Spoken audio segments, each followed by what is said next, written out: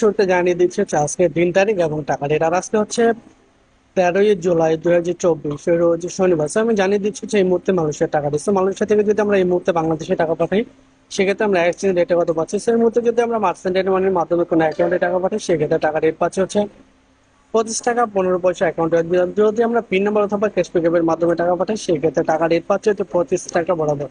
আর যদি আমরা এই মুহূর্তে রিয়া মানি ট্রান্সফারের মাধ্যমে টাকা পাঠাই, সেক্ষেত্রে টাকা রেট পাচ্ছি হচ্ছে অ্যাকাউন্টে সেম 25 টাকা 15 পয়সা। যদি পিন নাম্বার অথবা ক্যাশ পিকআপের মাধ্যমে টাকা পাঠাই, সেক্ষেত্রে টাকা রেট সেমই পাচ্ছি 25 টাকা বরাবর। আর যদি আমরা এই মুহূর্তে লুটাস রেমিটের মাধ্যমে টাকা পাঠাই, সেক্ষেত্রে টাকা রেট পাচ্ছি হচ্ছে 25 টাকা 32 পয়সা। আর যদি আমরা এই মুহূর্তে ইনস্টা পে ওয়ালেটের মাধ্যমে টাকা পাঠাই, সেক্ষেত্রে টাকা রেট পাচ্ছি হচ্ছে 25 টাকা 10 পয়সা।